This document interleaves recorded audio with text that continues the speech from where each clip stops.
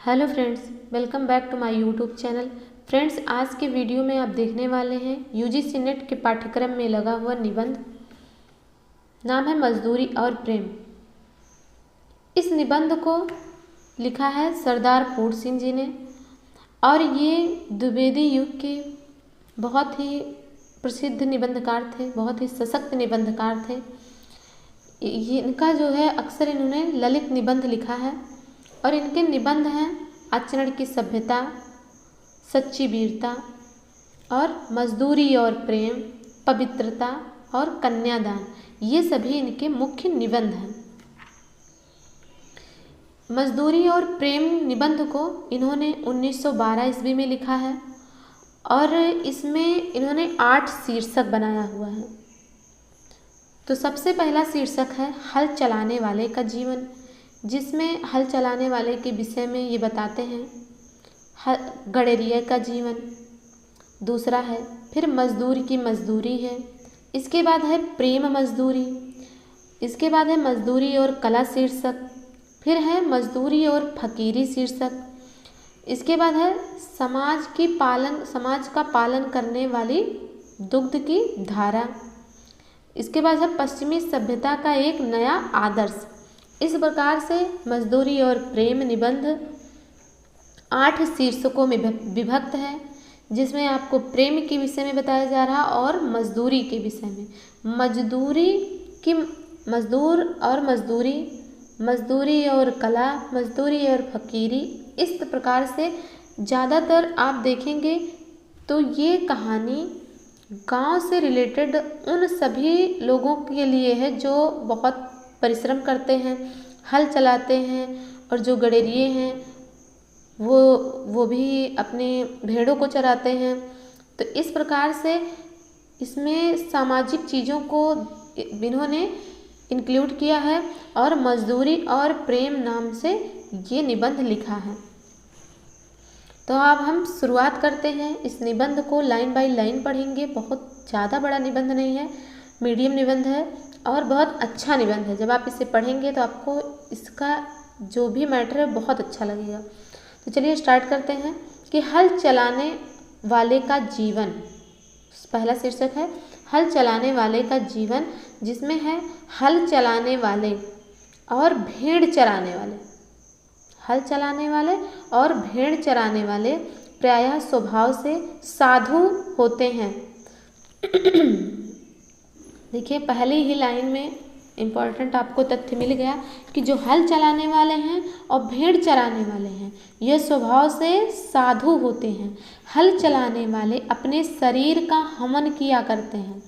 खेत उनकी हवनशाला है। उनके हवन कुंड की ज्वाला की किरणें चावल के लंबे और सफ़ेद दानों के रूप में निकलती हैं। बता रहे हैं कि हल चलाने वाले जो होते हैं वो अपने शरीर का हवन किया करते हैं। भाई, आप देखेंगे कि जो खेती किसानी करने वाले लोग होते हैं बहुत मेहनती होते हैं। वो अपने शरीर को, उनके शरीर के द्वारा ज़्यादा से ज़्यादा परिश्रम किया जाता है। इसीलिए कहा गया कि अपने शरीर का हवन किया करते हैं। और वो हवन कहाँ करते हैं, मेहनत कहाँ करते हैं? खेत में। तो इसीलिए जो खेत है उनकी हवनशाला है। और उनके हवन कुंड की ज्वाला, यानी जब उसमें पैदावार, खेतों में अच्छी पैदावार होती है तो वही ज्वाला है। उनके जो हवन कुंड है उसकी ज्वाला की किरणें चावल के लंबे और सफ़ेद दानों के रूप में निकलती हैं। गेहूं के लाल लाल दाने इस अग्नि की चिंगारियों की डालियों सी हैं। मैं जब कभी अनार के फूल और फल देखता हूँ तब मुझे बाग के माली का रुधिर याद आ जाता है। उसकी मेहनत के कण जमीन में गिरकर उगे हैं और हवा तथा प्रकाश की सहायता से मीठे फलों के रूप में नजर आ रहे हैं।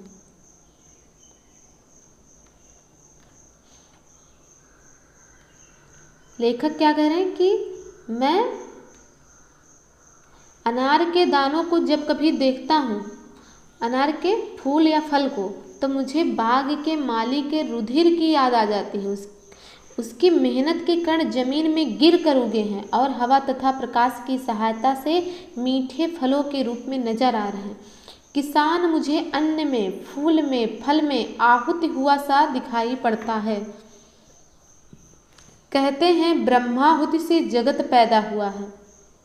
क्या कहा जाता है कि ब्रह्म आहुति से जगत पैदा हुआ है। अन्न पैदा करने वाले किसान भी ब्रह्मा के समान हैं। जो किसान हैं उनको किससे तुलना किया गया? उनकी ब्रह्मा से। तो वो कैसे हैं? ब्रह्मा के समान है। खेती उसकी ईश्वरीय प्रेम का केंद्र है। जो खेती है वो ईश्वर प्रेम का केंद्र है। वो सारा समय वही बिताते हैं और वो उसी से प्रेम करते हैं। वो प्रेम कैसा है? ईश्वरीय प्रेम के समान है। उसका सारा जीवन पत्ते पत्ते में, फूल फूल में, फल फल में बिखर रहा है। जो किसान हैं वो जो अपनी खेती बाड़ी करते हैं उनका सारा जीवन उसी में व्यस्त रहता है और उनके जो खेती में जो भी उत्पादन होता है उसमें लगता है कि उनका जो जीवन है हर पत्ते पत्ते, फूल फूल, फल फल में बिखर रहा है। वृक्षों की तरह उसका भी जीवन एक प्रकार का मौन जीवन है। जैसे वृक्ष मौन रहते हैं, कोई आवाज़ नहीं करते हैं, वैसे ही किसान जो होते हैं वो मौन होते हैं। उनका जीवन कैसा? मौन जीवन है।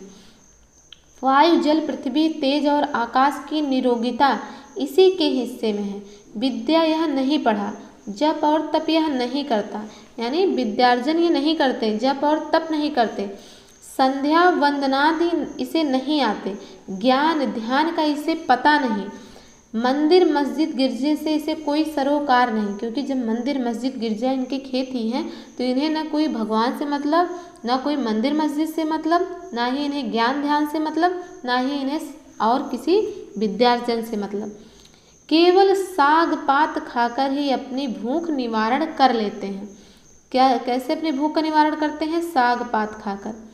और ठंडे चश्मों और बहती हुई नदियों यानी झीलों और नदियों से के शीतल जल से यह अपनी प्यास बुझा लेते हैं। प्रातः काल उठकर यह अपने हल बैलों को नमस्कार करते हैं और खेत जोतने चल देते हैं। प्रातः उठकर यह क्या करते हैं? अपने हल और बैलों को नमस्कार करते हैं, भगवान को धन्यवाद करते हैं। जैसे अभी लगभग आप देखेंगे कि जो भी शॉप होती हैं, जो भी दुकान होती हैं, जो भी लोग बिजनेस करते हैं, वो कुछ भी स्टार्ट करने से पहले अपने मत्थे लगाते हैं, पहले ईश्वर को याद करते हैं, इसके बाद वो आगे दिन की शुरुआत करते हैं। उसी तरीके से जो किसान होते हैं उनका जो बिजनेस है, जो उनका कार्य है, जो उनकी जीविकोपार्जन है, वो वही हल और बैल हैं। इसीलिए पहले उनको नमस्कार करते हैं और खेत जोतने चल देते हैं। दोपहर की धूप इसे भाती है। इसके बच्चे मिट्टी में खेल खेल कर बड़े हो जाते हैं। इसको और इसके परिवार को बैल और गांव से प्रेम है। उनकी यह सेवा करता है। पानी बरसने वाले के दर्शनार्थ आंखें नीली आकाश की ओर उठती हैं और जब पानी बरसता नहीं है तो पानी बरसने के लिए कि दर्शन उसके मिल जाएं, ये क्या करते हैं? आकाश की ओर देखते हैं। नयनों की भाषा में यह प्रार्थना करता है। भगवान से देख के ही प्रार्थना ये कर लेते हैं। जब भगवान की तरफ देखते हैं, आकाश की तरफ देखते हैं तो उससे देखने में ही प्रार्थना कर लेते हैं। सायं और प्रातः, दिन और रात विधाता इसके हृदय में अचिंतनीय अद्भुत आध्यात्मिक भावों की वृष्टि करता है। यदि कोई इसके घर आ जाता है तो यह उसको मृदु वचन, मीठे जल और अन्न से तृप्त करता है। अगर कोई इनके घर आ जाते हैं तो ये कैसे भाव भगत करते हैं? मीठे वचन से, अच्छे बोल बोलकर, मीठे जल से और अन्न से तृप्त करते हैं। धोखा यह किसी को नहीं देता। यदि इसको कोई धोखा दे भी दो तो उसका इसे ज्ञान नहीं होता है, क्योंकि इसकी खेती हरी भरी है। गाय इसकी दूध देती है, स्त्री इसकी आज्ञाकारिणी है, मकान इसका पुण्य और आनंद का स्थान है। पशुओं का चराना, नहलाना, खिलाना पिलाना, उसके बच्चों की अपने बच्चों की तरह सेवा करना, खुले आकाश के नीचे उसके साथ रातें गुजार देना, क्या 100 अध्याय से कम है? दया, वीरता और प्रेम जैसा इन किसानों में देखा जाता है, अन्यत्र मिलने का नहीं। ये बात सत्य है कि जो किसान होते हैं वो अभी भी बहुत भोले भाले होते हैं, उनमें दया बहुत ही अधिक होती है। गुरु नानक ने ठीक ही कहा है कि भोले भाव मिले रघुराई, कि जब भोले भाव से आप भजन करते हैं तभी ईश्वर आपको मिलते हैं। और भोले भाले किसानों को ईश्वर अपने खुले दीदार का दर्शन देता है। उनकी फूस की छतों में से सूर्य चंद्रमा छन छन कर उनके बिस्तरों पर पड़ते हैं। जो उनके क्या होते हैं? छप्पर होते हैं, जो उनके घर होते हैं, उनमें से चंद्रमा और सूर्य छनकर उनके बिस्तरों पर पड़ते हैं। ये प्रकृति के जवान साधु हैं। बहुत ही इंपॉर्टेंट लाइन है, ये कई बार एग्जाम में पूछा गया है कि प्रकृति के जवान साधु कौन है? किसान। जब कभी मैं इन बेमुकुट गोपालों के दर्शन करता हूँ तो मेरा सिर स्वयं ही झुक जाता है।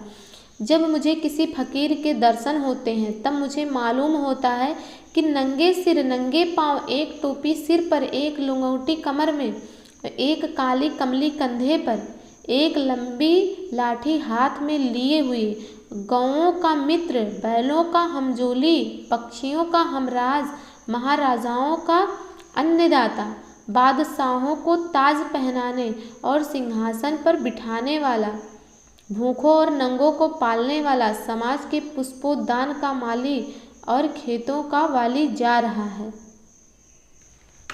इस प्रकार से किसका जीवन रहा? हल चलाने वाले का जीवन। अब आगे दूसरा शीर्षक है गडेरिये का जीवन। एक बार मैंने एक बुढ़े गडेरिये को देखा। घना जंगल है, हरे भरे वृक्षों के नीचे उसकी सफ़ेद ऊन वाली भेड़ें अपना मुंह नीचा किए हुए कोमल कोमल पत्तियां खा रही हैं और गडेरिया बैठा आकाश की ओर देख रहा है। ऊन काटता जाता है, उसकी आंखों में प्रेम लाली छाई हुई है। वह निरोगता की पवित्र मदिरा में मस्त हो रहा। बाल उसके सारे सफ़ेद हैं, और क्यों ना हो सफ़ेद, सफ़ेद भेड़ों का मालिक जो ठहरा, परंतु उसके कपोलों से लाली फूट रही, यानी उसके गालों से लाली फूट रही। बर्फानी देशों में वह मानो विष्णु के समान क्षीर सागर में लेटा है। जब चारों तरफ बर्फ़ ही बर्फ़ है, तो वो जब वहाँ पर लेटा बैठा है तो वो लग रहा है कि जैसे क्षीर सागर में विष्णु भगवान लेटे हैं। उसकी प्यारी स्त्री उसके पास रोटी पका रही, और जो उसकी स्त्री है, जो वैसे जैसे विष्णु भगवान की सेवा करती हैं लक्ष्मी जी क्षीर सागर में, उसी प्रकार से वो स्त्री उसके पास बैठी, उसकी स्त्री उसके पास बैठी रोटी पका रही। उसकी 2 जवान कन्याएं उसके साथ जंगल जंगल भेड़ चराती घूमती हैं। अपने माता पिता और भेड़ों को छोड़कर उन्होंने किसी और को नहीं देखा। जो उसकी कन्याएं हैं वो अपने पिता के साथ भेड़ों को चराती हैं, और इन्होंने अपने माता पिता को छोड़कर और अपने भेड़ों को छोड़कर किसी अन्य को नहीं देखा। मकान इनका बेमकान है, मतलब इनके पास कोई मकान नहीं। घर इनका बेघर है, और इनके पास घर भी नहीं है। ये लोग बेनाम और बेपता हैं। तो क्या है ये लोग? ये बेनाम और बेपता। गडेरिया क्या है? बेनाम और बेपता हैं। और इसके पहले हल चलाने वाले के जीवन में उन्होंने किसान को क्या कहा? उन्होंने किसान को कहा कि ये प्रकृति के जवान साधु हैं। आगे है कि किसी के घर कर मैं न घर कर बैठना, इस दारे फानी में ठिकाना बेठिकाना और मका वरला मका रखना। इस दिव्य परिवार की कुटी की ज़रूरत नहीं। इस दिव्य परिवार को, जो ये दिव्य परिवार है, अनोखा परिवार है कि माता पिता और उनकी 2 बेटियां और उनके भेड़े, सफ़ेद भेड़े, उनको किसी परिवार या कुटी की ज़रूरत नहीं है, किसी घर की ज़रूरत नहीं है। जहाँ जाते हैं घास की झोपड़ी बना लेते हैं। दिन को सूर्य, रात को तारागण इनके सखा हैं। जहाँ जाते हैं वहीं घास की झोपड़ी बना लेते हैं रहने के लिए। दिन में सूर्य भगवान इनके दोस्त हैं और रात में तारागण। गडेरिये की कन्या पर्वत के शिखर के ऊपर खड़ी सूर्यास्त का होना देख रही। उनकी सुनहली किरणें इसके लावण्य मुख पर पड़ रही।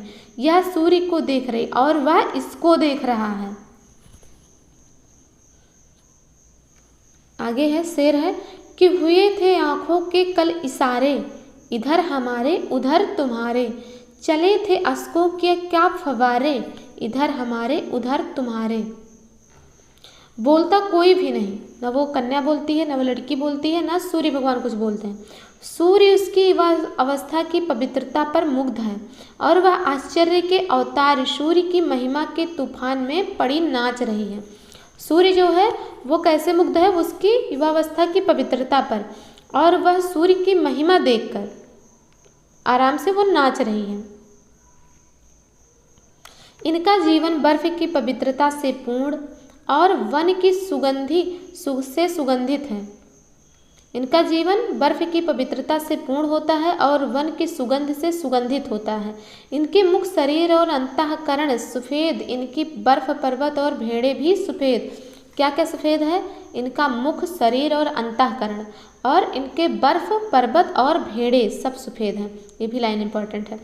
अपनी सफ़ेद भेड़ों में यह परिवार शुद्ध सफ़ेद ईश्वर के दर्शन करता है और ये सब स्वच्छ सफ़ेद ईश्वर के दर्शन भी करता है।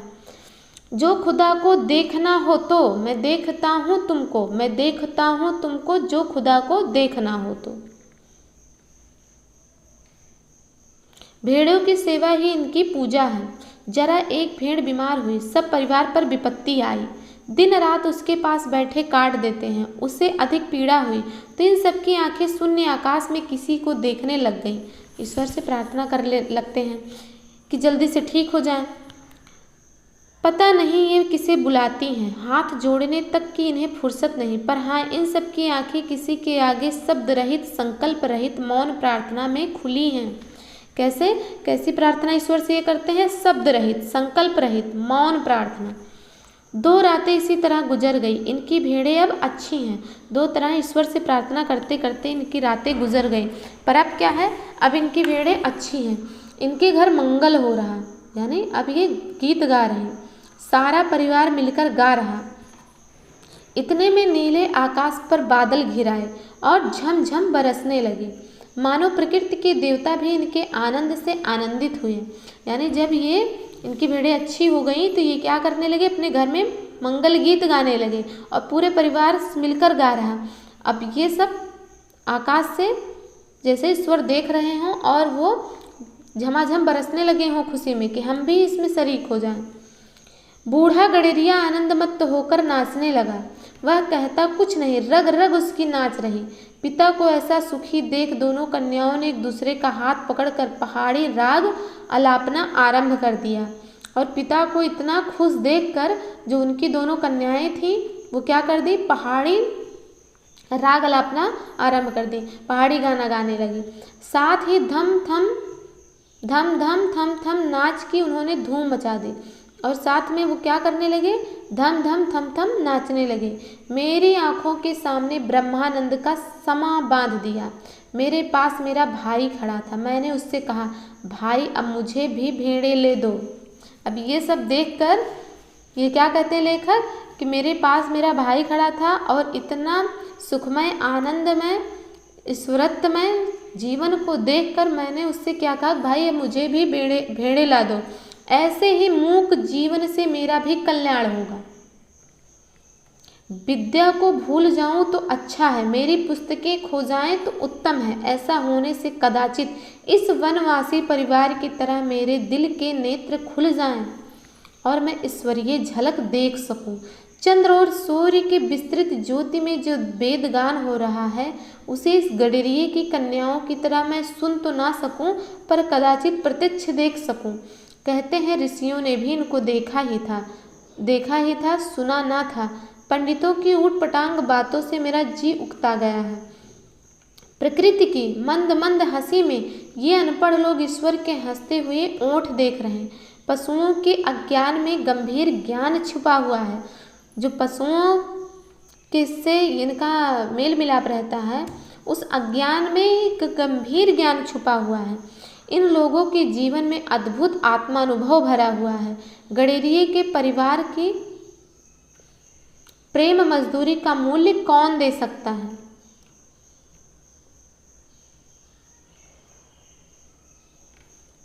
अब बता रहे हैं कि जो गडेरिये का परिवार है, जो इतना प्रेम से मजदूरी करता है, उसे प्रेम मजदूरी कौन दे सकता है? आगे है मजदूर की मजदूरी। नेक्स्ट शीर्षक है, ये तीसरा शीर्षक है कि मजदूर की मजदूरी। आपने 4 आने पैसे मजदूर के हाथ में रखकर कहा, यह लो दिन भर की अपनी मजदूरी। वाह क्या दिल लगी है। हाथ पांव, सिर, आँखें इत्यादि सब के सब अवयव उसने अपने उसने आप को अर्पण कर दिए। ये सब चीज़ें उसकी तो थी ही नहीं, ये तो ईश्वरीय पदार्थ थे। जो पैसे आपने उसको दिए वे भी आपके ना थे, वे तो पृथ्वी से निकली हुई धातु के टुकड़े थे, अतएव इसमें ईश्वर के ही निर्मित थे। मजदूरी का ऋण तो परस्पर प्रेम सेवा से चुकता होता है। क्या कह रहे हैं कि जो मजदूरी का ऋण है वो परस्पर कैसे चुकता होता है? प्रेम सेवा से, अन्न धन देने से नहीं। वे तो दोनों ही ईश्वर के हैं। अन्न धन वही बनाता है, जल भी वही देता है। एक जिल्द साज ने मेरी एक पुस्तक की जिल्द बांध दी। मैं तो इस मजदूर को कुछ भी ना दे सका, परंतु उसने उम्र भर के लिए एक विचित्र वस्तु मुझे दे डाली। जब कभी मैंने उस पुस्तक को उठाया, मेरे हाथ जिल्द साज के हाथ पर जा पड़े। पुस्तकें देखते ही मुझे जिल्द साज याद आ जाता है, वह मेरा आमरण मित्र हो गया है। पुस्तक हाथ में आते ही मेरे अंतःकरण में रोज भरत मिलाप का समा बंध जाता है। गाढ़े की एक कमीज को एक अनाथ विधवा सारी रात बैठकर सीती है, साथ ही साथ वह अपने दुख पर रोती भी है। एक दिन को खाना न मिला, रात को भी कुछ मयस्सर ना हुआ। अब वह एक एक टाँके पर आशा करती है कि कमीज कल तैयार हो जाएगी, तब कुछ तो खाने को मिलेगा। जब वह थक जाती है तब ठहर जाती है, सुई हाथ में लिए हुए है, कमीज घुटने पर बिछी हुई है। उसकी आंखों की दशा उस आकाश की जैसी है जिसमें बादल बरसकर अभी अभी बिखर गए हैं। खुली आंखें ईश्वर के ध्यान में लीन हो रही हैं। कुछ काल के उपरांत हे राम कहकर उसने फिर से सीना शुरू कर दिया। अब ये भी सेंटेंस पूछा जा सकता है कि हे राम कौन कहता है और किस शीर्षक में है? तो ये किस शीर्षक में है? मजदूर की मजदूरी। इस माता और इस बहन की सिली हुई कमीज मेरे लिए शरीर का नहीं, मेरी आत्मा का वस्त्र है। क्या कहती है कि इस माता और इस बहन की सिली हुई कमीज मेरे लिए मेरे शरीर का नहीं, मेरी आत्मा का वस्त्र है। इसका पहनना मेरा तीर्थ यात्रा है और ये जो कोई पहनेगा वो मेरे लिए तीर्थ यात्रा है। इस कमीज में उस विधवा के सुख दुख, प्रेम और पवित्रता के मिश्रण से मिली हुई जीवन रूपणी गंगा की बाढ़ चली जा रही। ऐसी मजदूरी और ऐसा काम प्रार्थना, संध्या और नमाज से क्या कम है? शब्दों से तो प्रार्थना हुआ नहीं करती। ईश्वर तो कुछ ऐसी ही मूक प्रार्थनाएं सुनता है और तत्काल सुनता है। अब क्या कह रहे हैं कि शब्दों से तो प्रार्थना हुआ नहीं करती। ईश्वर तो कुछ ऐसी ही मूक प्रार्थनाएं सुनता है और तत्काल सुनता है। ये पैराग्राफ ही बहुत ज़्यादा इम्पोर्टेंट है, इसको फिर से देखिएगा कि क्या है। आगे है प्रेम मजदूरी। प्रेम मजदूरी ये है चौथे नंबर का शीर्षक। इसके पहले हमने पढ़ा मजदूर की मजदूरी, अब है प्रेम मजदूरी। प्रेम मजदूरी में क्या है? मुझे तो मनुष्य के हाथ के बने हुए कामों में उनकी प्रेम में पवित्र आत्मा की सुगंध आती है।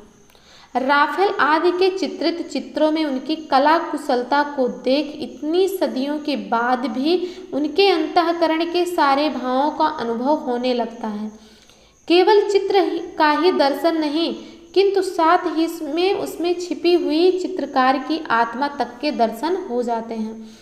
चित्र में किसके दर्शन हो जाते हैं? चित्रकार की आत्मा तक के।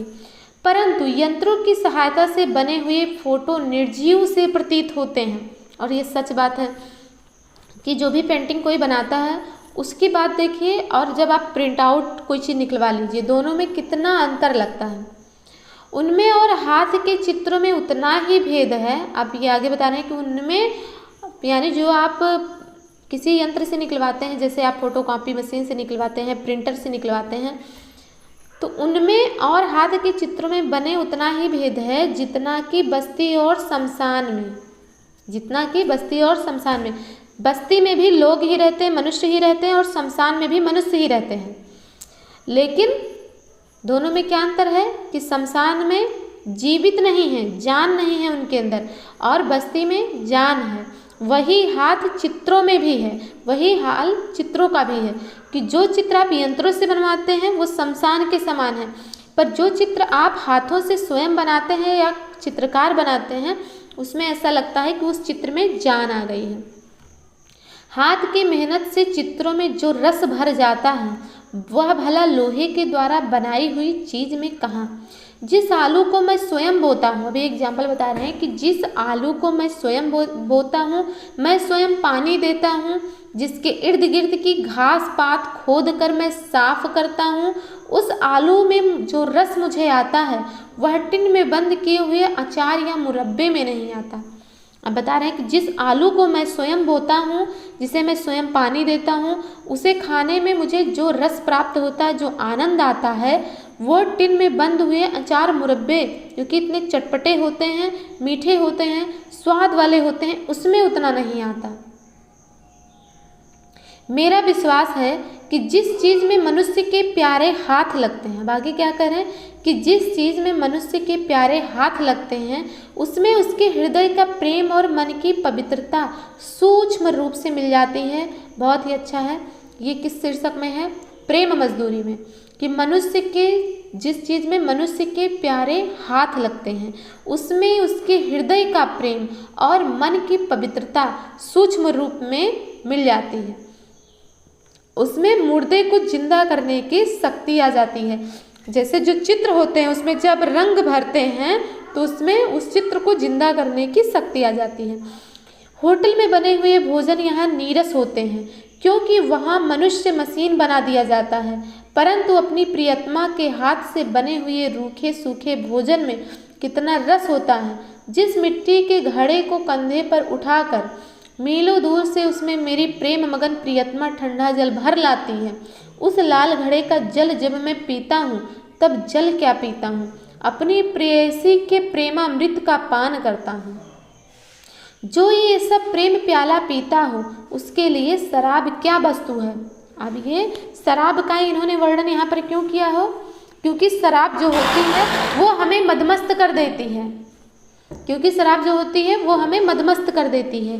तो वैसे ही जब इनकी प्रेमिका लाल घड़े में जल लेकर आती है, शीतल जल जब ये पीते हैं तो उन्हें लगता है कि अपनी प्रेयसी के प्रेमामृत का पान कर रहे हैं, और उसमें जैसे शराब में मदमस्तता होती है वैसे वो मदमस्त हो जाते हैं और प्रेम से जीवन सदा गदगद रहता है। मैं अपनी प्रेयसी की ऐसी प्रेम भरी रस भरी दिल भरी सेवा का बदला क्या कभी दे सकता हूँ। आगे है, उधर प्रभात ने अपनी सफ़ेद किरणों से अंधेरी रात पर सफ़ेदी सी छिटकाई, इधर मेरी प्रेयसी मैना अथवा कोयल की तरह अपने बिस्तर से उठी। उसने गाय का बछड़ा खोला, दूध की धारा से अपना कटोरा भर लिया, गाते गाते अन्न को अपने हाथों से पीसकर सफ़ेद आटा बना दिया। इस सफ़ेद आटे से भरी हुई छोटी सी टोकरी सिर पर, एक हाथ में दूध से भरा हुआ लाल मिट्टी का कटोरा और दूसरे हाथ में मक्खन की हांडी। जब मेरी प्रिया घर की छत के नीचे इस तरह खड़ी होती है तब वह छत के ऊपर की श्वेत प्रभा से भी अधिक आनंददायक, बलदायक, बुद्धिदायक जान पड़ती है। 3 शब्द यूज हुआ है लेखक की प्रेयसी के बारे में कि आनंददायक, बलदायक, बुद्धिदायक। उस समय वह उस प्रभा से अधिक रसीली, अधिक रंगीली, जीती जागती, चैतन्य और आनंदमयी प्रातःकालीन शोभा सी लगती है। मेरी प्रिया अपने हाथ से चुनी हुई लकड़ियों को अपने दिल से चुराई हुई एक चिंगारी से लाल अग्नि में बदल देती है। जब वह आटे को छलनी से छानती है तब मुझे उसकी छलनी के नीचे एक अद्भुत ज्योति की लौ नजर आती है, और जब वह उस अग्नि के ऊपर मेरे लिए रोटी बनाती है तब उसके चूल्हे के भीतर मुझे तो पूर्व दिशा की नभो लालिमा से भी अधिक आनंददायिनी लालिमा देख पड़ती है। यह रोटी नहीं है कोई अमूल्य पदार्थ है मेरे लिए। मेरे गुरु ने इसी प्रेम से संयम करने का नाम योग रखा और मेरा यही योग है। देखिए बहुत ही अच्छी लाइन है। और किस शीर्षक में है योग का जिक्र? तो आपको बताना होगा कि प्रेम मजदूरी, और प्रेम मजदूरी में प्रेम से संयम करने का नाम योग रखा है।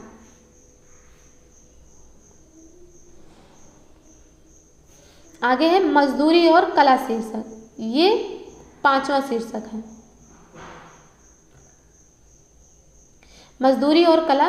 पांचवा शीर्षक, आदमियों की तिजारत करना मूर्खों का काम है। सोने और लोहे के बदले मनुष्य को बेचना मना है। सोने और लोहे के बदले मनुष्य को बेचना मना है। आजकल भाप की कलों का दाम तो हजारों रुपया है, पर मनुष्य कौड़ी के 100 बिकते हैं। देखिए क्या बता रहे हैं कि आजकल भाप की कलों का तो दाम हजारों रुपया है, पर मनुष्य कौड़ी के 100 बिकते हैं। एक कौड़ी के 100 बिक रहे हैं। सोने और चांदी की प्राप्ति से जीवन का आनंद नहीं मिल सकता। सोना और चांदी जीवन को आनंदमय नहीं कर सकता। सच्चा आनंद तो मुझे मेरे काम से मिलता है। लेखक क्या बता रहे हैं, सच्चा आनंद मुझे मेरे काम से मिलता है। मुझे अपना काम मिल जाए तो फिर स्वर्ग प्राप्ति की इच्छा नहीं। मनुष्य पूजा ही सच्ची ईश्वर पूजा है। मंदिर और गिरजे में क्या रखा है, ईंट पत्थर चूना कुछ ही कहो, आज से हम अपने को ईश्वर की तलाश मंदिर मस्जिद गिरजा और पोथी में ना करेंगे। ये भी सेंटेंस बहुत अच्छा है कि हम अपने ईश्वर की तलाश मंदिर मस्जिद और गिरजा पोथी में नहीं करेंगे। अब तो यही इरादा है कि मनुष्य की अनमोल आत्मा में ईश्वर के दर्शन करेंगे। यही आर्ट है, यही धर्म है, यही कला है, यही धर्म है कि हम ईश्वर का दर्शन कहाँ करेंगे, अनमोल आत्मा में ईश्वर का दर्शन करेंगे।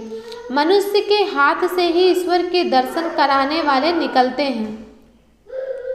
मनुष्य के हाथ से ही ईश्वर के दर्शन कराने वाले निकलते हैं। बिना काम, बिना मजदूरी, बिना हाथ के कला कौशल के विचार और चिंतन किस काम के। सभी देशों के इतिहासों से सिद्ध है कि निकम्मे पादरियों, मौलवियों, पंडितों और साधुओं का दान के अन्न पर पला हुआ ईश्वर चिंतन अंत में पाप, आलस्य और भ्रष्टाचार में परिवर्तित हो जाता है। जिन देशों में हाथ और मुंह पर मजदूरी की धूल नहीं पड़ने पाती, वे धर्म और कला कौशल में कभी उन्नति नहीं कर सकते। पदासन निकम्मे सिद्ध हो चुके हैं। यही आसन ईश्वर प्राप्ति करा सकते हैं, जिनसे जोतने, बोने, काटने और मजदूरी का काम लिया जाता है। लकड़ी, ईंट और पत्थर को मूर्तिमान करने वाले लुहार, बढ़ई, मेमार तथा किसान आदि वैसे ही पुरुष हैं जैसे कवि, महात्मा, योगी। देखिए किसका किसका, लुहार, बढ़ई, मेमार, किसान, इनको किसकी उपाधि दी गई, कवि, महात्मा और योगी। उत्तम से उत्तम और नीच से नीच काम सबके सब प्रेम शरीर के अंग हैं। आगे है कि निकम्मे रहकर मनुष्यों की चिंतन शक्ति थक गई है। बिस्तरों और आसनों पर सोते और बैठे बैठे ही मन के घोड़े हार गए हैं। सारा जीवन निचुड़ चुका है, स्वप्न पुराने हो चुके हैं। आजकल की कविता में नयापन नहीं है, उसमें पुराने जमाने की कविता की पुनरावृत्ति मात्र है। इस नकल में असल की पवित्रता और कुंवारेपन का अभाव है। अब तो एक नया प्रकार का कला कौशल पूर्ण संगीत साहित्य संसार में प्रचलित होने लगा है कि यदि वह प्रचलित ना हुआ होता तो मशीन के पहिए के नीचे दबकर हमें मरा समझिए। यह नया साहित्य मजदूरों के हृदय से निकलेगा। नया साहित्य कहाँ से निकलेगा, मजदूरों के हृदय से। उन मजदूरों के कंठ से यह नई कविता निकलेगी जो अपना जीवन आनंद के साथ खेतों की मेड़ों का, कपड़ों के तागों का, जूते के टाँकों का, लकड़ी की रंगों का, पत्थर की नसों का भेदभाव दूर करेंगे। हाथ में कुल्हाड़ी, सिर पर टोकरी, नंगे सिर और नंगे पांव, धूल से लिपटे और कीचड़ से रंगे हुए बेजबान कवि जब जंगल में लकड़ी काटेंगे तब लकड़ी काटने का शब्द इनके असभ्य स्वरों से मिश्रित होकर वायुयान पर चढ़कर 10 दिशाओं में ऐसा अद्भुत गान करेगा कि भविष्य के कलावंतों के लिए ही ध्रुपद और मल्हार का काम देगा। चरखा काटने वाले स्त्रियों के गीत संसार के सभी देशों के कौमी गीत होंगे। मजदूरों की मजदूरी ही यथार्थ पूजा होगी। क्या होगी, मजदूरों की जो मजदूरी है वो यथार्थ पूजा होगी। कला रूपी धर्म की तभी वृद्धि होगी जब नए कवि पैदा होंगे, तभी नए औलियों का उद्भव होगा, परंतु ये सब के सब मजदूरी के दूध से पलेंगे। धर्म, शुद्धाचरण, सभ्यता और कविता आदि के फूल इन्हीं मजदूर ऋषियों के उद्यान में प्रफुल्लित होंगे। इस प्रकार ये खंड हमारा क्या रहा, मजदूरी और कला। अब आ गया मजदूरी और फकीरी। मजदूरी और फकीरी का महत्व थोड़ा नहीं। मजदूरी और फकीरी मनुष्य के विकास के लिए परम आवश्यक है। मजदूरी और फकीरी क्या है? मनुष्य के विकास के लिए परम आवश्यक है। बिना मजदूरी किए फकीरी का उच्च भाव शिथिल हो जाता है। फकीरी भी अपने आसन से गिर जाती है, बुद्धि बासी पड़ जाती है और बासी चीज़ें अच्छी नहीं होती हैं। उम्र भर बासी बुद्धि बासी फकीरी में मगन रहते हैं, परंतु इस तरह मगन होना किस काम का? हवा चल रही है, जल बह रहा है, बादल बरस रहा है, पक्षी नहा रहे हैं, फूल खिल रहे हैं, घास नई, पेड़ नए, पत्ते नए, मनुष्य की बुद्धि और फकीरी ही बासी है। ऐसा दृश्य तभी तक रहता है जब तक बिस्तर पर पड़े पड़े मनुष्य प्रभात का आलस्य सुख मनाता है। ऐसा दृश्य कब तक दिखाई पड़ता है? जब तक जो मनुष्य है वो बिस्तर पर लेटे लेटे प्रभात का आलस्य सुख मनाता है, यानी कि सूर्योदय हो गया वो लेटे लेटे सोचता है।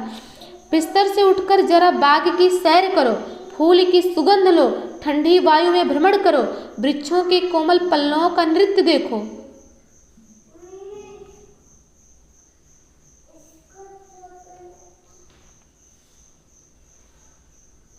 वृक्षों के कोमल पल्लवों का नृत्य देखो तो पता लगे कि प्रभात समय जागना बुद्धि और अंतःकरण को तरोताजा करना है और बिस्तर पर पड़े रहना उन्हें बासी कर देना है। निकम्मे बैठे हुए चिंतन करते रहना अथवा बिना काम किए शुद्ध विचार का दावा करना मानो सोते सोते खर्राटे मारना है। जब तक जीवन के अरण्य में पादड़ी, मौलवी, पंडित और साधु सन्यासी हल कुदाल और खुरपा लेकर मजदूरी ना करेंगे, तब तक उनका आलस्य जाने का नहीं। तब तक उनका मन और उनकी बुद्धि अनंत काल बीत जाने तक मलिन मानसिक जुआ खेलती ही रहेगी। उनका चिंतन बासी, उनका ध्यान बासी, उनकी पुस्तकें बासी, उनका लेख बासी, उनका विश्वास बासी और उनका खुदा भी बासी हो गया है। इसमें संदेह नहीं कि इस साल के गुलाब के फूल भी वैसे ही हैं जैसे पिछले साल के थे, परंतु इस साल वाले ताज़े हैं। इनकी लाली नई है, इनकी सुगंध भी इन्हीं की अपनी है। जीवन के नियम नहीं पलटते, वे सदा एक ही से रहते हैं, परंतु मजदूरी करने से मनुष्य के एक नया और ताज़ा खुदा नजर आने लगता है।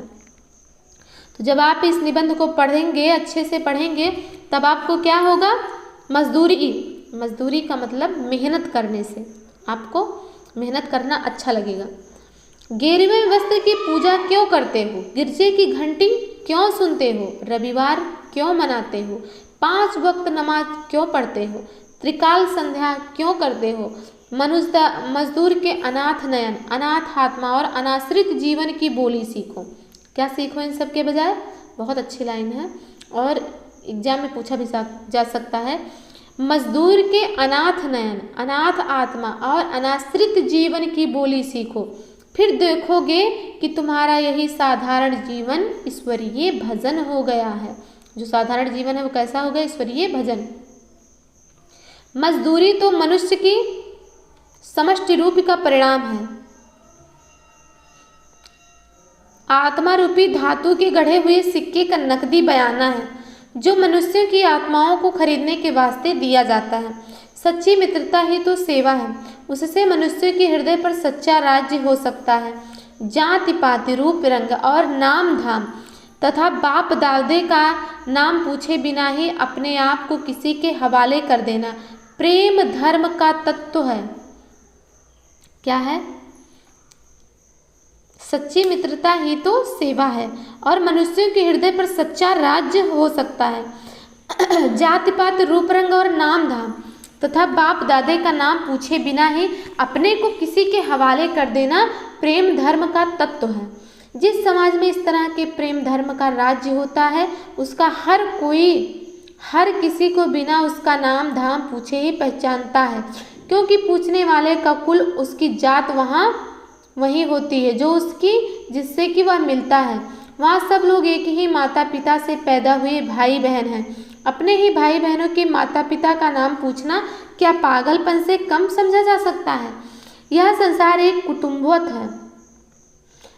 कुटुंबवत का मतलब पारिवारिक है। लंगड़े लूले अंधे और बहरे उसी मोरूसी घर की छत के नीचे रहते हैं, जिसकी छत के नीचे बलवान, निरोग और रूपवान कुटुंबी रहते हैं। मूढ़ों और पशुओं का पालन पोषण बुद्धिमान, सबल और निरोग ही करते हैं। आनंद और प्रेम की राजधानी का सिंहासन सदा से प्रेम और मजदूरों के ही कंधे पर ही रहा है। आनंद और प्रेम की राजधानी का सिंहासन कहाँ रहा है? प्रेम और मजदूरी के कंधे पर। कामना या होकर भी मजदूरी निष्काम कर देती है, क्योंकि मजदूरी का बदला ही नहीं है। निष्काम कर्म करने के लिए जो उपदेश दिए जाते हैं उनमें अभावशील वस्तु स्वभावपूर्ण मान ली जाती है। पृथ्वी अपने ही अक्ष पर दिन रात घूमती है, यह पृथ्वी का स्वार्थ कहा जा सकता है, परंतु उसका यह घूमना सूर्य के इर्द गिर्द घूमता तो है, और सूर्य के इर्द गिर्द घूमना सूर्यमंडल के साथ आकाश में एक सीधी लकीर पर चलना है। अंत में इसको गोल चक्कर खाना, सीधा चलना है। इसमें स्वार्थ का अभाव है। इसी तरह मनुष्य की विविध कामनाएं उसके जीवन को मानो उसके स्वार्थ रूपी धुरी पर चक्कर देती हैं, परंतु उसका जीवन अपना तो है ही नहीं, वह तो किसी आध्यात्मिक सूर्यमंडल के साथ की चाल है, और अंततः यह चाल जीवन का परमार्थ रूप है। स्वार्थ का यहाँ भी अभाव है। जब स्वार्थ कोई वस्तु ही नहीं, तब निष्काम और कामनापूर्ण कर्म करना दोनों ही एक बात हुई। इसीलिए मजदूरी और फकीरी का अन्योन्याश्रय संबंध है। मजदूरी और फकीरी का कैसा संबंध है? अन्योन्याश्रय संबंध है। मजदूरी करना जीवन का आध्यात्मिक नियम है। जॉन ऑफ आर्क, ये भी आपको ध्यान रखना है कि इनका किस शीर्षक में नाम आया है। जॉन ऑफ आर्क का, तो इनका नाम आया है मजदूरी और फकीरी। कि फकीरी और भेड़े चराना, टॉलस्टॉय का त्याग और जूते गांठना, उमर खयाम का प्रसन्नता पूर्वक तंबू सीते फिरना, खलीफा उमर का अपने रंग महलों में चटाई आदि बुनना, ब्रह्मज्ञानी कबीर और रैदास का शूद्र होना, गुरु नानक और भगवान श्री कृष्ण का कूक पशुओं को लाठी लेकर हाँकना, सच्ची फकीरी का अनमोल भूषण है। आगे है समाज का पालन करने वाली दूध की धारा। समाज का पालन करने वाली दूध की धारा, 7वां शीर्षक है। एक दिन गुरु नानक यात्रा करते करते लालो नाम के एक बढ़ई के घर ठहरे। ये किस शीर्षक में है कि गुरु नानक यात्रा कर रहे थे और किसके घर ठहरे थे, ये दोनों आपको याद रखना है। कि गुरु नानक यात्रा करते करते लालो नामक एक बढ़ई के घर ठहरे। उस गांव का भागो नामक रईस बड़ा मालदार था। लालो नामक बढ़ई के यहाँ रुके थे, लेकिन जो भागो नामक रईस था वो बहुत मालदार था। उस दिन भागो के घर ब्रह्म भोज था। दूर दूर से साधु आए थे। गुरु नानक का आगमन सुनकर भागो ने उन्हें भी निमंत्रण भेजा। गुरु ने भागो का अन्न खाने से इनकार कर दिया। इस बात पर भागो को बड़ा क्रोध आया। उसने गुरु नानक को बलपूर्वक पकड़ मंगाया और उनसे पूछा, आप मेरे यहाँ का अन्न क्यों नहीं ग्रहण करते? गुरुदेव ने उत्तर दिया, भागो अपने घर का हलवा पूरी ले आओ तो हम इसका कारण बता दें। वह हलवा पूरी लाया तो गुरु नानक ने लालो के घर से भी उसके मोटे अन्न की रोटी मंगवाई। भागो की हलवा पूरी उन्होंने एक हाथ में और भाई लालो की मोटी रोटी दूसरे हाथ में लेकर दोनों को जो दबाया तो एक से लहू टपका है और दूसरे से दूध की धारा निकली। बहुत इंपॉर्टेंट लाइन है। बाबा नानक का यही उपदेश हुआ कि जो धारा भाई लालो की मोटी रोटी से निकली थी वही समाज की पालन करने वाली दूध की धारा है। यही धारा शिवजी की जटा से, यही धारा मजदूरों की उंगलियों से निकलती है। मजदूरी करने से हृदय पवित्र होता है, संकल्प दिव्य लोकांतर में विचरते हैं। हाथ की मजदूरी ही से सच्चे ऐश्वर्य की उन्नति होती है। जापान में मैंने कन्याओं और स्त्रियों को ऐसी कलावती देखा है कि वे रेशम के छोटे छोटे टुकड़ों को अपनी दस्तकारी की बदौलत हजारों की कीमत का बना देती हैं। नाना प्रकार के प्राकृतिक पदार्थों और दृश्यों का अपनी सुई से कपड़े के ऊपर अंकित कर देती हैं। जापान निवासी कागज, लकड़ी और पत्थर की बड़ी अच्छी मूर्तियां बनाते हैं। करोड़ों रुपए के हाथ के बने हुए जापानी खिलौने विदेश में बिकते हैं। हाथ की बनी हुई जापानी चीज़ें मशीन से बनी हुई चीज़ों को मात देती हैं। संसार के सब बाजारों में उनकी बड़ी मांग रहती है। पश्चिमी देशों के लोग हाथ की बनी हुई जापान की अद्भुत वस्तुओं पर जान देते हैं। एक जापानी तत्वज्ञानी का कथन है कि हमारी 10 करोड़ उंगलियां सारे काम करती हैं। उन अंगुलियों ही के बल से संभव है हम जगत को जीत लें। जब तक धन और ऐश्वर्य की जन्मदात्री हाथ की कारीगरी की उन्नति नहीं होती, तब तक भारतवर्ष ही क्या, किसी भी देश या जाति की दरिद्रता दूर नहीं हो सकती।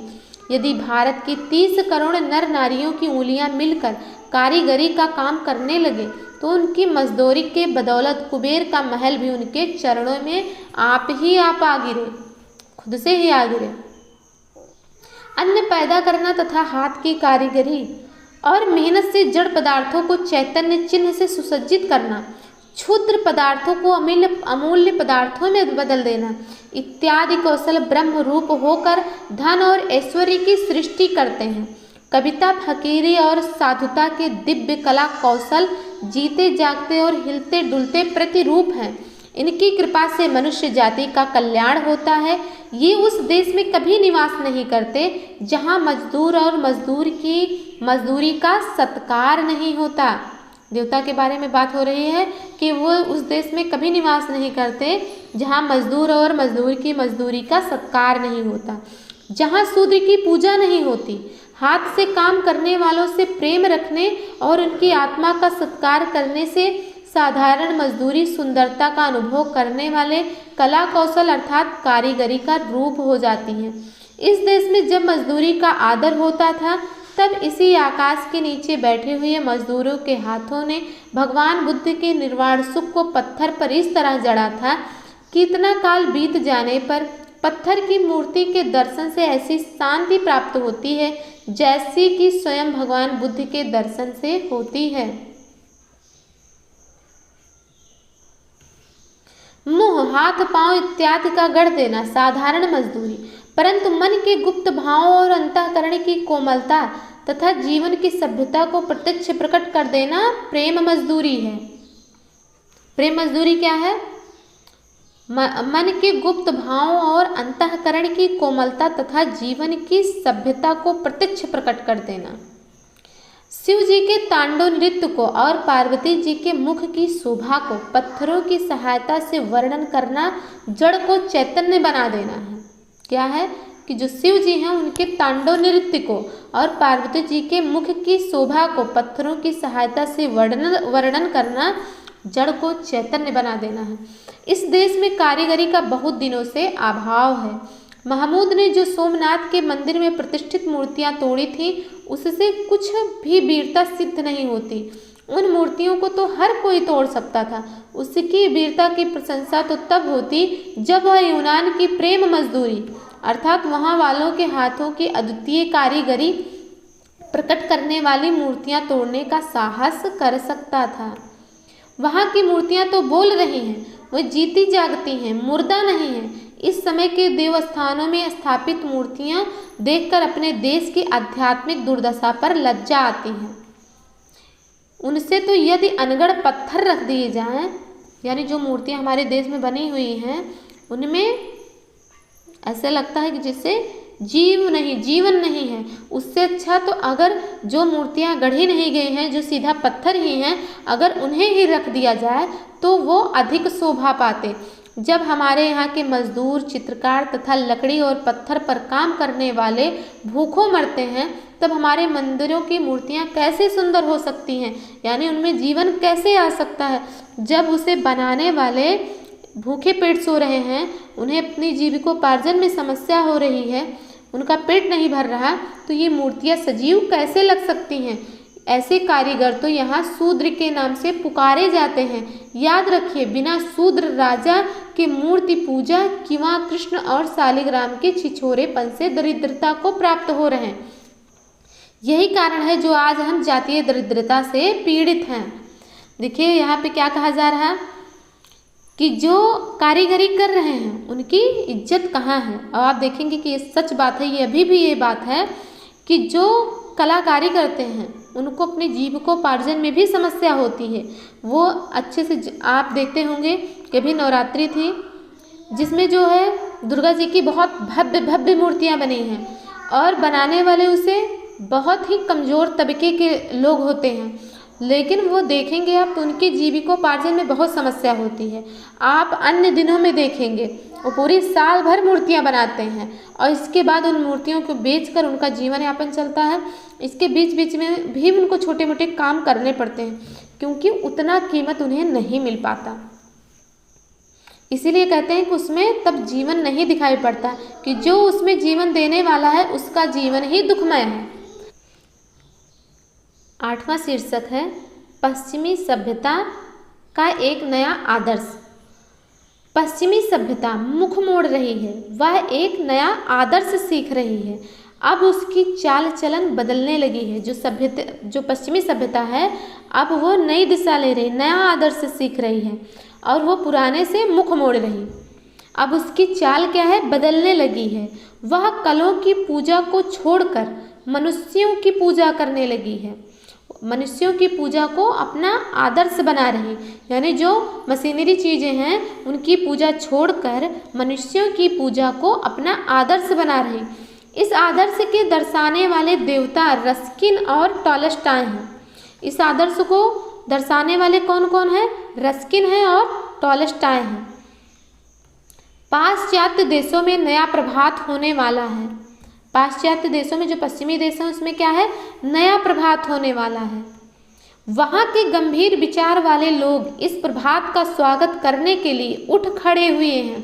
प्रभात होने के पूर्व ही उसका अनुभव कर लेने वाले पक्षियों की तरह इन महात्माओं को इस नए प्रभात का पूर्व ज्ञान है। और हो क्यों ना इंजनों के पहिए के नीचे दबकर वहाँ वालों के भाई बहन नहीं उनकी सारी जाति पिस गई है। क्या कहते हैं कि इंजनों के पहिए के नीचे दबकर वहाँ वालों के भाई बहन नहीं उनकी सारी जाति पिस गई है। उनके जीवन के धुरे टूट गए। उनका समस्त धन घरों से निकलकर एक ही स्थानों में एकत्र हो गया। साधारण लोग मर रहे हैं, मजदूरों के हाथ पांव कट रहे हैं, लहू चल रहा है, सर्दी से ठिठुर रहे हैं। एक तरफ दरिद्रता का अखंड राज्य है और दूसरी तरफ अमीरी का चरम दृश्य। परंतु अमीरी भी मानसिक दुखों से विमर्दित है। मशीनें बनाई तो गई थी मनुष्यों का पेट भरने के लिए, मजदूरों को सुख देने के लिए, परंतु वे काली काली मशीनें ही काली बनकर उन्हीं मनुष्यों का भक्षण कर जाने के लिए मुख खोल रही हैं। प्रभात होने पर ये काली काली बलाएं दूर होंगी और मनुष्य के सौभाग्य का सूर्योदय होगा। प्रभात होने का मतलब क्या है कि जब हम जागेंगे, जब उससे संबंधित ज्ञान होगा कि क्या ये हमें हानि कर रही हैं, तब सूर्योदय होगा। उस दिन मनुष्य के सौभाग्य का सूर्योदय होगा। शोक का विषय है, करें आगे कि शोक का विषय है कि हमारे और अन्य पूर्वी देशों में लोगों को मजदूरी से तो लेस मात्र भी प्रेम नहीं है, पर वे तैयारी कर रहे हैं पूर्वोक्त काली मशीनों का आलिंगन करने की। पश्चिम वालों के तो ये गले पड़ी हुई बहती नदी की काली कमली हो रही है। वे छोड़ना चाहते हैं परंतु काली कमली उन्हें नहीं छोड़ती। देखेंगे पूर्व वाले इस कमली को छाती से लगाकर कितना आनंद अनुभव करते हैं। यदि हम में से हर आदमी अपनी 10 उंगलियों की सहायता से साहस पूर्वक अच्छी तरह काम करे तो हम मशीनों की कृपा से बढ़े हुए परिश्रम वालों का वाणिज्य के जातीय संग्राम में सहज ही पछाड़ सकते हैं। कि हम इतने लोग हैं कि अगर अपने दोनों हाथों की 10 उंगलियों से अच्छी तरह से काम करें तो ये मशीनों से आगे बढ़ रहे हैं, उनको भी हम पीछे छोड़ सकते हैं। सूर्य तो सदा पूरब ही से पश्चिम की ओर जाता है, पर आओ पश्चिम से आने वाली सभ्यता के नए प्रभात को हम पूर्व से भेजें। क्या कह रहे हैं? बहुत ही अच्छी लाइन है। देखिए लेखक की सोच कहाँ तक है कि सूर्य तो सदा पूरब ही से पश्चिम की ओर जाता है। जो सूर्य है वो हमेशा पूर्व से पश्चिम की ओर जाता है, लेकिन जो हमारी सभ्यता है वो पश्चिम से आने वाली सभ्यता के नए प्रभात को हम पूरब से भेजें।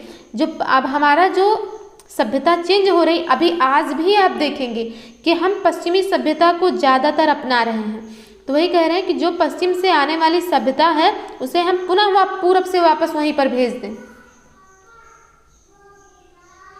इंजनों की वह मजदूरी किस काम की, जो बच्चों और स्त्रियों और कारीगरों को ही भूखा नंगा रखती है और केवल सोने, चांदी, लोहे आदि धातुओं का ही पालन करती है। पश्चिम को विदित हो चुका है कि इससे मनुष्य का दुख दिन पर दिन बढ़ता है। भारतवर्ष जैसे दरिद्र देश में मनुष्य के हाथों की मजदूरी के बदले कलों से काम लेना काल का डंका बजाना होगा।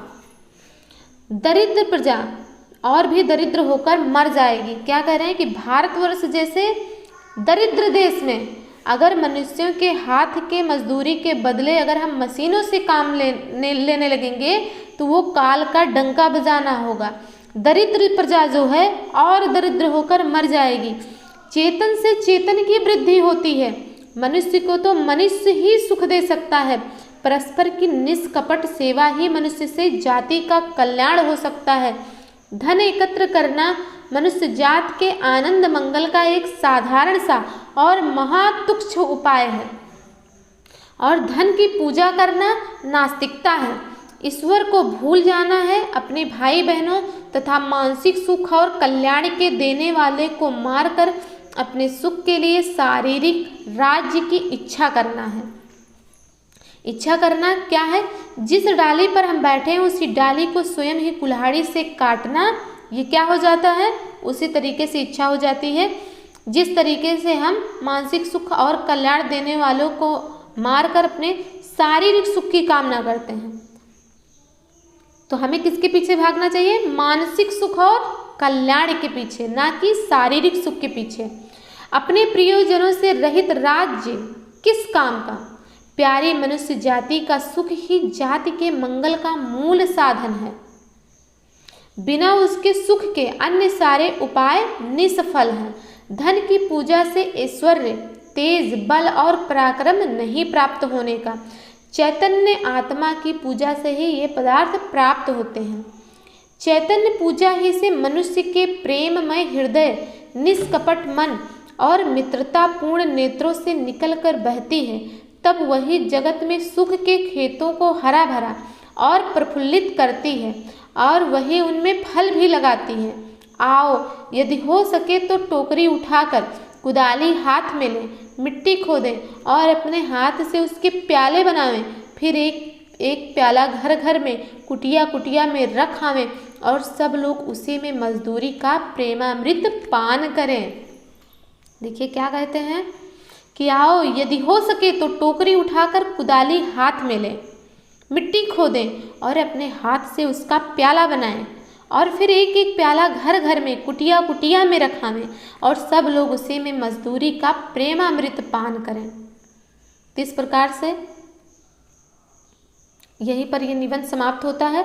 और लास्ट में दिया है रीति आशिकों की तनमन निसार करना, है रीत आशिकों की तनमन निसार करना, रोना सितम उठाना और उनको प्यार करना। इस प्रकार से हमारा निबंध मजदूरी और प्रेम यहीं पर समाप्त होता है। और ये निबंध 1912 में लिखा गया है, 12 ईस्वी में। इस प्रकार से हमारा मजदूरी और प्रेम निबंध, जो कि 8 शीर्षकों में विभक्त है, उसे हमने एक एक शब्द को बहुत अच्छे से पढ़ लिया है, और इससे संबंधित जो इम्पोर्टेंट फैक्ट है उसे भी देख लिया है। अगर इससे रिलेटेड आपके कोई क्वेरी हो तो आप हमें कमेंट बॉक्स में लिख सकते हैं। हम मिलेंगे आपको नेक्स्ट वीडियो में नेक्स्ट टॉपिक के साथ। तब तक के लिए बाय बाय।